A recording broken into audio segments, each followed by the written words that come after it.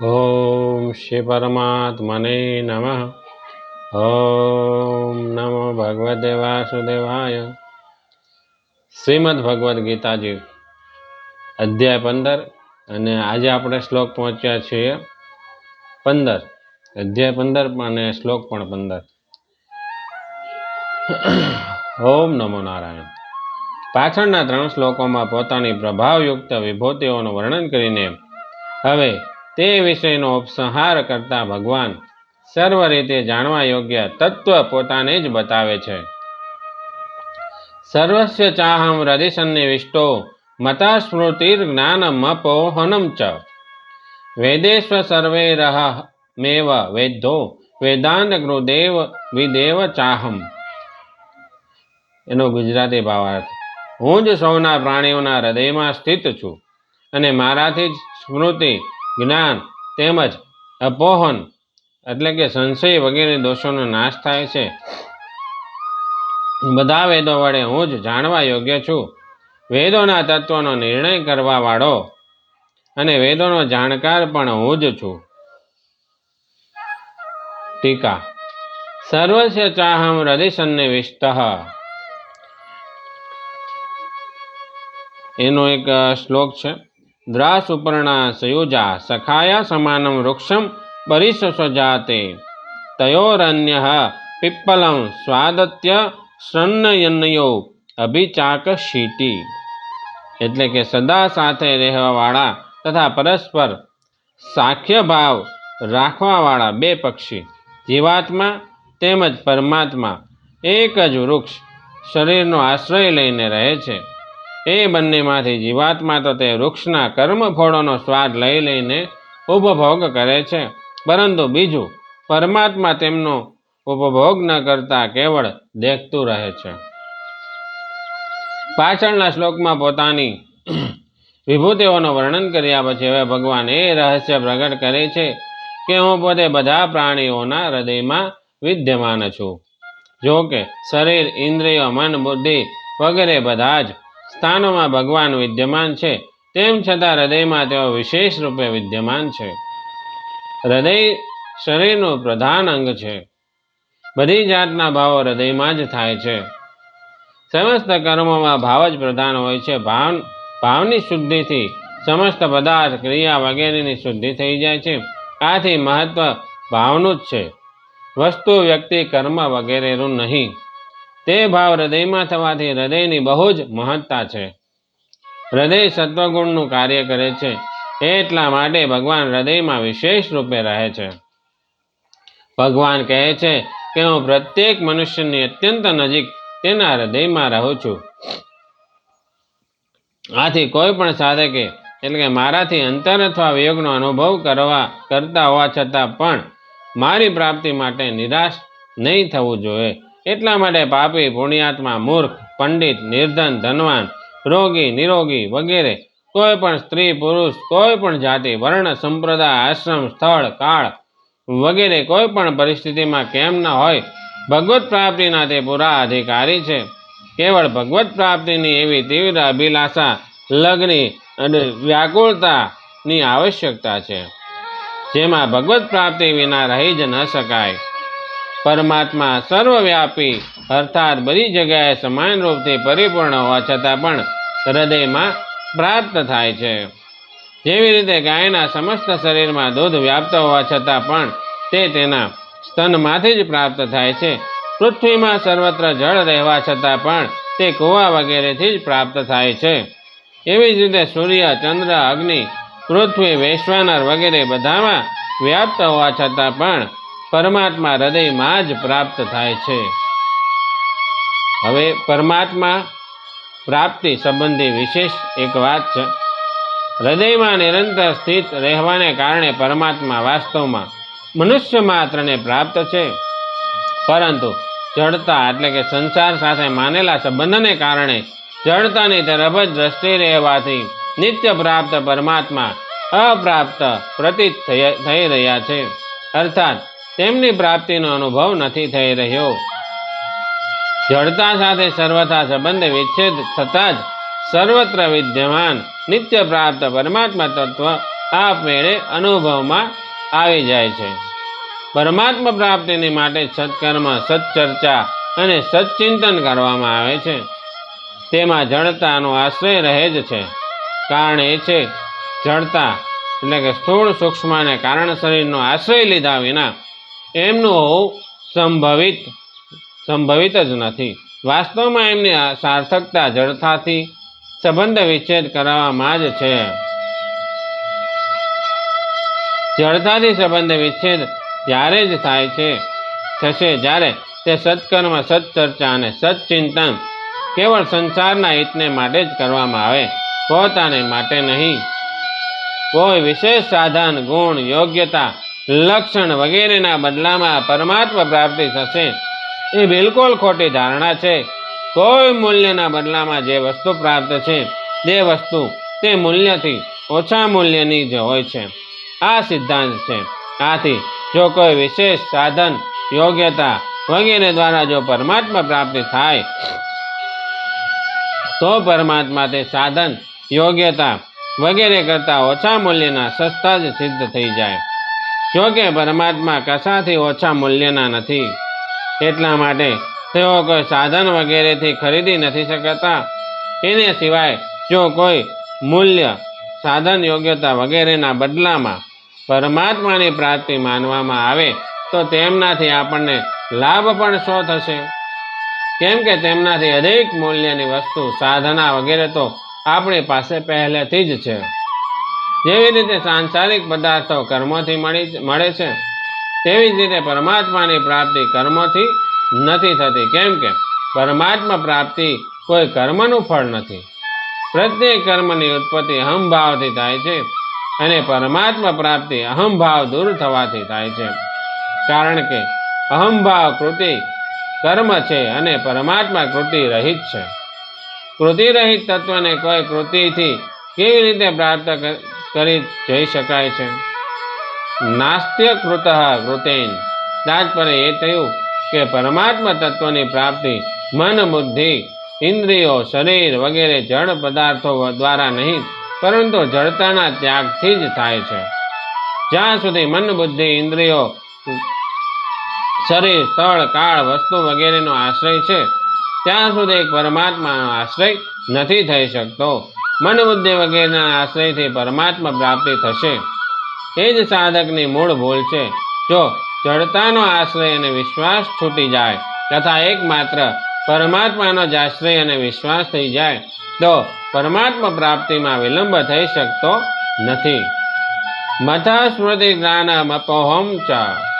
કોઈ બાબતની ભૂલાયેલી જાણકારીનું કોઈ કારણથી પુનઃ પ્રાપ્ત થવું સ્મૃતિ કહેવાય છે. સ્મૃતિ અને ચિંતન બંનેમાં ફરક છે. નવી બાબતનું ચિંતન અને જૂની બાબતની સ્મૃતિ થાય છે. આથી ચિંતન સંસારનું અને સ્મૃતિ પરમાત્માની થાય છે. કેમ કે સંસાર પહેલા ન હતો અને પરમાત્મા પહેલેથી એટલે કે અનાદિકાળથી છે. સ્મૃતિમાં જે શક્તિ છે તે ચિંતનમાં નથી. સ્મૃતિમાં કરતાપણાનો ભાવ ઓછો રહે છે, જ્યારે ચિંતનમાં કરતાપણાનો ભાવ અધિક રહે છે. એક સ્મૃતિ કરવામાં આવે છે અને એક સ્મૃતિ થાય છે. જે સ્મૃતિ કરવામાં આવે છે તે બુદ્ધિમાં અને જે થાય છે તે સ્વયંમાં થાય છે. થવાવાળી સ્મૃતિ જડતા સાથે તત્કાળ સંબંધ વિચ્છેદ કરાવી દે છે. ભગવાન અહીં કહે છે કે આ થવાવાળી સ્મૃતિ મારાથી જ થાય છે. પરમાત્માનો અંશ હોવા છતાં પણ જીવ ભૂલથી પરમાત્માથી વિમુખ થઈ જાય છે અને પોતાનો સંબંધ સંસાર સાથે માનવા લાગે છે. આ ભૂલનો નાશ થતાં હું ભગવાનનો જ છું, સંસારનો નથી, એવો સાક્ષાત અનુભવ થઈ જવો એ જ સ્મૃતિ છે. સ્મૃતિમાં કોઈ નવું જ્ઞાન કે અનુભવ નથી થતા, પરંતુ કેવળ વિસ્મૃતિ, મોહનો નાશ થાય છે. ભગવાન સાથે આપણો વાસ્તવિક સંબંધ છે. આ વાસ્તવિકતાનું પ્રગટ થવું એ જ સ્મૃતિને પ્રાપ્ત થવું છે. જીવમાં નિષ્કામ ભાવ એટલે કે કર્મયોગ, સ્વરૂપબોધ, જ્ઞાનયોગ અને ભગવત પ્રેમ એટલે કે ભક્તિયોગ, આ ત્રણેય આપોઆપ વિદ્યમાન છે. જીવને અનાદિકાળથી આ બધા સાધનોની વિસ્મૃતિ થઈ ગઈ છે. એકવાર આમની સ્મૃતિ થઈ જતા ફરીથી વિસ્મૃતિ નથી થતી, કારણ કે આ સ્મૃતિ સ્વયંમાં જાગૃત થાય છે. બુદ્ધિમાં થવાવાળી લૌકિક સ્મૃતિ બુદ્ધિ ક્ષીણ થતાં નષ્ટ પણ થઈ શકે છે, પરંતુ સ્વયંમાં થવાવાળી સ્મૃતિ કદી નષ્ટ નથી થતી. કોઈ વિષયની જાણકારીને જ્ઞાન કહે છે. લૌકિક અને પારમાર્થિક જેટલું પણ જ્ઞાન છે તે બધું જ્ઞાન સ્વરૂપ પરમાત્માનો આભાસ માત્ર છે. આથી જ્ઞાનને ભગવાન પોતાનાથી જ થવાવાળું બતાવે છે. વાસ્તવમાં જ્ઞાન તે જ છે જે સ્વયં દ્વારા જાણવામાં આવે. આ જ્ઞાન અનંત, પૂર્ણ અને નિત્ય હોવાને કારણે તેમાં કોઈ સંદેહ કે ભ્રમ નથી હોતો.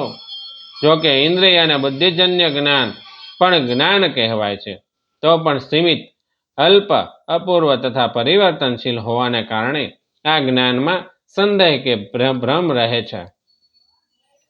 જેમ કે આંખથી જોતા સૂર્ય અત્યંત મોટો હોવા છતાં પણ આકાશમાં નાનો સરખો દેખાય છે, વગેરે વગેરે.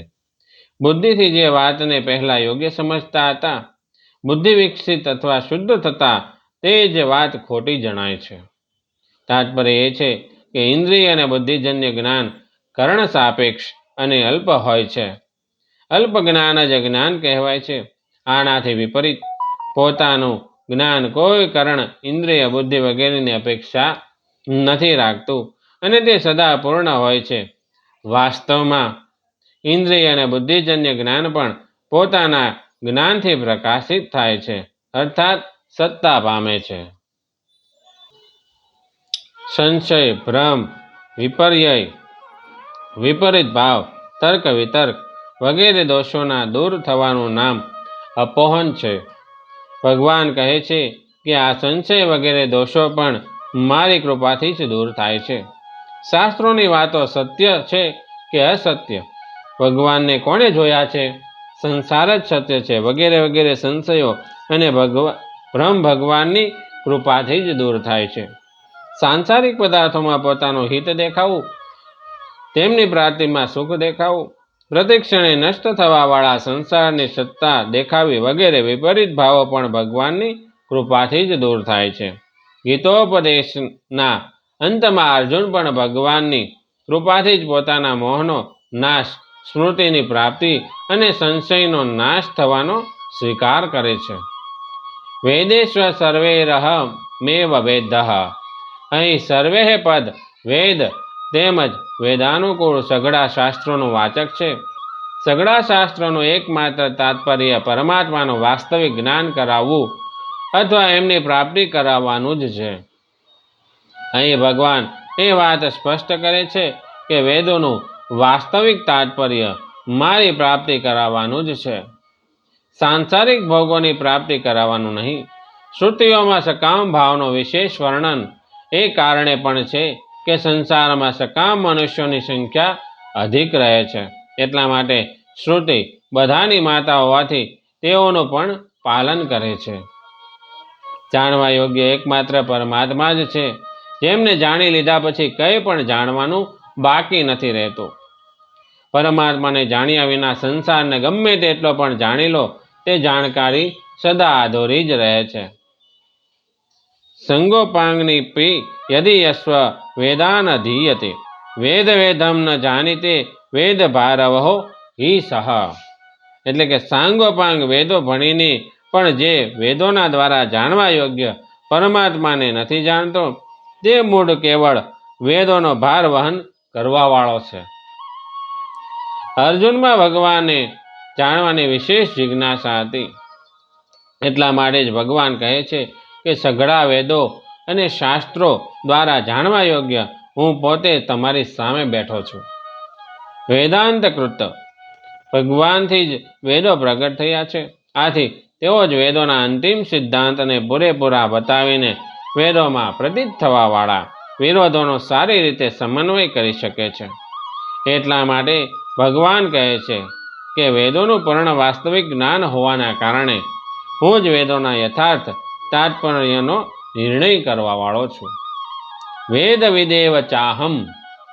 વેદોના અર્થ, ભાવ વગેરેને ભગવાન જ યથાર્થ રૂપે જાણે છે. વેદોમાં કઈ વાત ક્યાં ભાવથી ઉદ્દેશ્યથી કહેવામાં આવી છે, વેદોનું યથાર્થ તાત્પર્ય શું છે, વગેરે વગેરે બાબતો ભગવાન જ પૂર્ણ રૂપે જાણે છે. કેમ કે ભગવાનથી જ વેદો પ્રગટ થયા છે. વેદોમાં ભિન્ન ભિન્ન વિષયો હોવાને કારણે સારા સારા વિદ્વાનો પણ એક નિર્ણય નથી કરી શકતા. એટલા માટે વેદોના યથાર્થ જ્ઞાતા ભગવાનનો આશ્રય લેવાથી જ તેઓ વેદોનું તત્વ જાણી શકે છે અને શ્રુતિ વિપ્રતિ વિપત્તિથી વિચલિત થયેલી બુદ્ધિથી મુક્ત થઈ શકે છે. આ 15મા અધ્યાયના પહેલા શ્લોકમાં ભગવાને સંસાર વૃક્ષને તત્વથી જાણવાવાળા મનુષ્યને વેદવિત્ત કહ્યો હતો. હવે આ શ્લોકમાં ભગવાન પોતાને વેદવિત્ત કહે છે. એનું તાત્પર્ય એ છે કે સંસારના યથાર્થ તત્વને જાણી લેવાવાળો મહાપુરુષ ભગવાનથી અભિન્ન થઈ જાય છે. સંસારના યથાર્થ તત્વને જાણવાનો અભિપ્રાય છે સંસારની સ્વતંત્ર સત્તા નથી અને પરમાત્માની જ સત્તા છે. આ રીતે જાણતા રહીને સંસાર સાથે માનેલા સંબંધને છોડીને પોતાનો સંબંધ ભગવાન સાથે જોડવો, સંસારનો આશ્રય છોડીને ભગવાનના આશ્રિત થઈ જવું. આ પ્રકરણ સંબંધી એક વિશેષ વાત. ભગવાને શ્રીમદ ભગવદ્ ગીતાના 4 અધ્યાયોમાં ભિન્ન ભિન્ન રૂપોથી પોતાની વિભૂતિઓનું વર્ણન કર્યું છે. 7મા અધ્યાયના 8મા શ્લોકથી 12મા શ્લોક સુધી સૃષ્ટિના મુખ્ય પદાર્થોમાં કારણરૂપથી 17 વિભૂતિઓનું વર્ણન કરીને ભગવાને પોતાની સર્વવ્યાપકતા અને સર્વરૂપતા સિદ્ધ કરી છે. 9મા અધ્યાયમાં 16મા શ્લોકથી 19મા શ્લોક સુધી ક્રિયા, ભાવ, પદાર્થ વગેરેમાં કાર્યકારણ રૂપથી 37 વિભૂતિઓનું વર્ણન કરીને ભગવાને પોતાને સર્વવ્યાપક બતાવ્યા છે. 10મા અધ્યાયનું તો નામ જ વિભૂતિ યોગ છે. આ અધ્યાયમાં 4થા અને 5મા શ્લોકમાં ભગવાને પ્રાણીઓના ભાવના રૂપમાં 20 વિભૂતિઓને, 6થા શ્લોકમાં વ્યક્તિઓના રૂપમાં 25 વિભૂતિઓનું વર્ણન કર્યું છે. પછી 20મા શ્લોકથી 39મા શ્લોક સુધી ભગવાને 82 મુખ્ય વિભૂતિઓનું વિશેષ રૂપથી વર્ણન કર્યું છે. આ 15મા અધ્યાયમાં 12મા શ્લોકથી 15મા શ્લોક સુધી ભગવાને પોતાનો પ્રભાવ બતાવવાને માટે 13 વિભૂતિઓનું વર્ણન કર્યું છે. આ અધ્યાયમાં વર્ણિત 13 વિભૂતિઓ આ પ્રકારે છે: સૂર્યમાં સ્થિત તેજ, ચંદ્રમાં સ્થિત તેજ, અગ્નિમાં સ્થિત તેજ, પૃથ્વીની ધારણ શક્તિ, ચંદ્રની પોષણ શક્તિ, વૈશ્વાનર, હૃદય સ્થિત અંતર્યામી, સ્મૃતિ, જ્ઞાન, અપોહન, વેદો દ્વારા જાણવા યોગ્ય, વેદાંતનો કર્તા અને વેદોનો જાણવાવાળો. ઉપરયુક્ત 4 અધ્યાયોમાં ભિન્ન ભિન્ન રૂપોમાં વિભૂતિઓનું વર્ણન કરવાનું તાત્પર્ય એ છે કે સાધકને વાસુદેવ સર્વમ, સર્વ કાંઈ વાસુદેવ જ છે એ તત્વનો અનુભવ થઈ જાય. એટલા જ માટે પોતાની વિભૂતિઓનું વર્ણન કરતી વેળાએ ભગવાને પોતાની સર્વવ્યાપકતાને જ વિશેષ રૂપે સિદ્ધ કરી છે. જેમ કે મતઃ પરતરમ નાનત કીચી દસ્તી, મારાથી વધીને આ જગતનું બીજું કોઈ પણ મહાન કારણ નથી. સદચ્ચાહમ અર્જુન, સત અને અસત સર્વ કંઈ હું જ છું. અહમ સર્વસ્ય પ્રભવો મતઃ સર્વ પ્રવર્તતે, હું જ બધાની ઉત્પત્તિનું કારણ છું અને મારાથી જ બધું જગત ચેષ્ટા કરે છે. ન તદસ્તિ વિના યાતસ્માન્યમયા ભૂતમ ચરાચરમ, ચર અને અચર કોઈ પણ પ્રાણી એવું નથી જેમાં હું ન હોઉં. અર્થાત ચરાચર બધા પ્રાણીઓમાં મારું જ સ્વરૂપ છે. આ જ રીતે 15મા અધ્યાયમાં પણ પોતાની વિભૂતિઓના વર્ણનનો ઉપસંહાર કરતા ભગવાન કહે છે: સર્વસ્ય ચાહમ હૃદય સન્નિવિષ્ટ, હું સઘળા પ્રાણીઓના હૃદયમાં સમ્યક રીતે સ્થિત છું. તાત્પર્ય એ થયું કે સઘળા પ્રાણી પદાર્થ પરમાત્માની સત્તાથી જ સત્તાવાન થઈ રહ્યા છે. પરમાત્માથી અલગ કોઈની પણ સ્વતંત્ર સત્તા નથી. પ્રકાશના અભાવ અંધકારમાં કોઈ વસ્તુ દેખાતી નથી. આંખોથી કોઈ વસ્તુને દેખતા પહેલા પ્રકાશ દેખાય છે, તે પછી વસ્તુ દેખાય છે. અર્થાત દરેક વસ્તુ પ્રકાશની અંતર્ગત જ દેખાય છે. પરંતુ આપણી દ્રષ્ટિ પ્રકાશ પર જ ન જતા પ્રકાશિત થવાવાળી વસ્તુ પર જાય છે. આ જ રીતે યાવન માત્ર વસ્તુ, ક્રિયા, ભાવ વગેરેનું જ્ઞાન એક વિલક્ષણ અને અલુપ્ત પ્રકાશ જ્ઞાનની અંતર્ગત થાય છે, જે બધાનો પ્રકાશક અને આધાર છે. પ્રત્યેક વસ્તુની પહેલા જ્ઞાન સ્વયં પ્રકાશ પરમાત્મા તત્વ રહે છે. આથી સંસારમાં પરમાત્માને વ્યાપ્ત કહેવા છતાં પણ વસ્તુતઃ સંસાર પછી છે અને તેનું અધિષ્ઠાન પરમાત્મા તત્વ પહેલા છે. અર્થાત પહેલા પરમાત્મા તત્વ દેખાય છે, પછી સંસાર.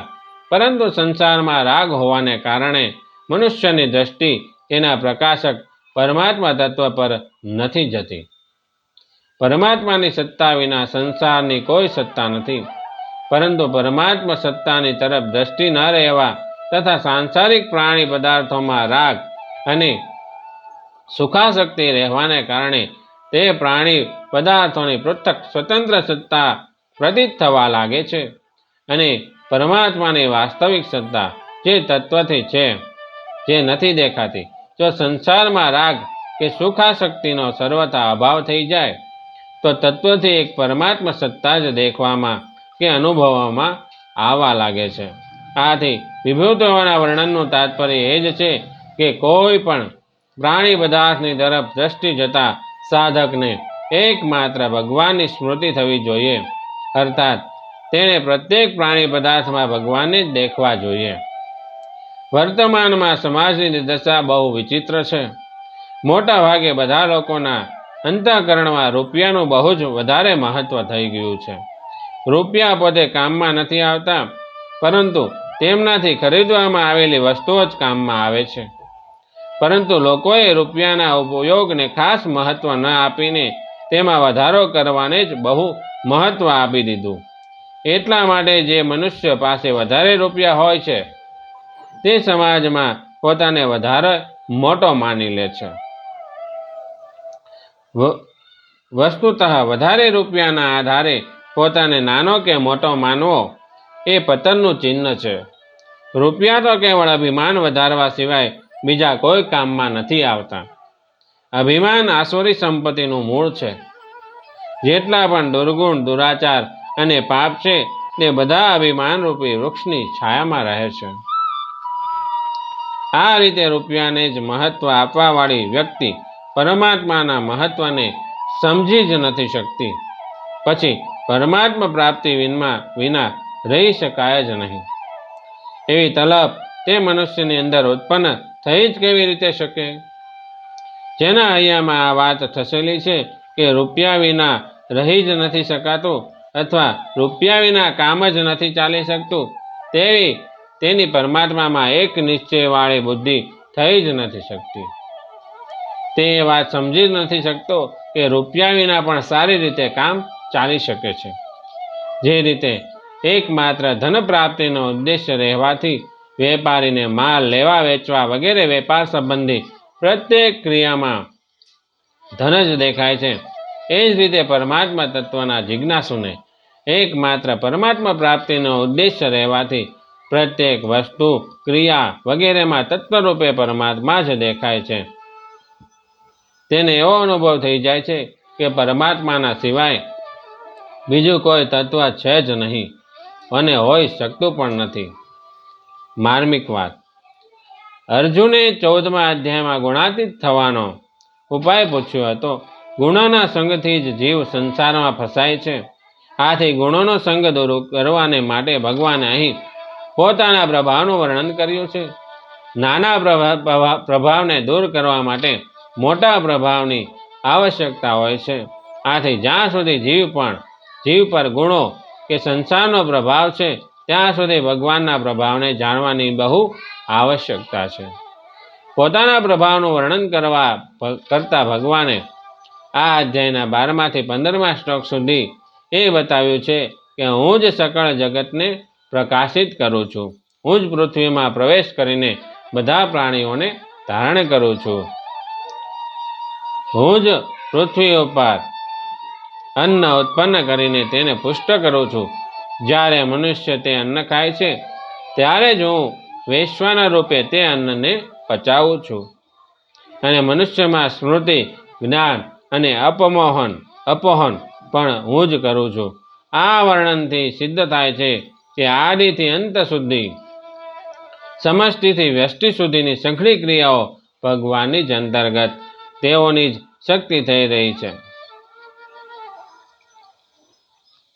મનુષ્ય અહંકારવશ પોતાને તે ક્રિયાઓનો કર્તા માની લે છે, અર્થાત ક્રિયાઓને વ્યક્તિગત માની લે છે અને બંધાઈ જાય છે. પરિશિષ્ટ ભાગ. આ અધ્યાયના પહેલા શ્લોકમાં ભગવાને જે વાત કહી હતી તેનો ઉપસંહાર આ શ્લોકમાં કરે છે. પહેલાના 3 શ્લોકોમાં ભગવાને પ્રભાવ અને ક્રિયા રૂપે પોતાની વિભૂતિઓનું વર્ણન કર્યું છે, પરંતુ પ્રસ્તુત શ્લોકમાં ભગવાન સ્વયં પોતાનું વર્ણન કરે છે. તાત્પર્ય એ છે કે આ શ્લોકમાં સ્વયં ભગવાનનું જ વર્ણન છે. આદિત્યગત, ચંદ્રગત, અગ્નિગત અને વૈશ્વાનરગત ભગવાનનું વર્ણન છે. મૂળમાં તત્વ એક જ છે, માત્ર વર્ણનમાં ફરક છે.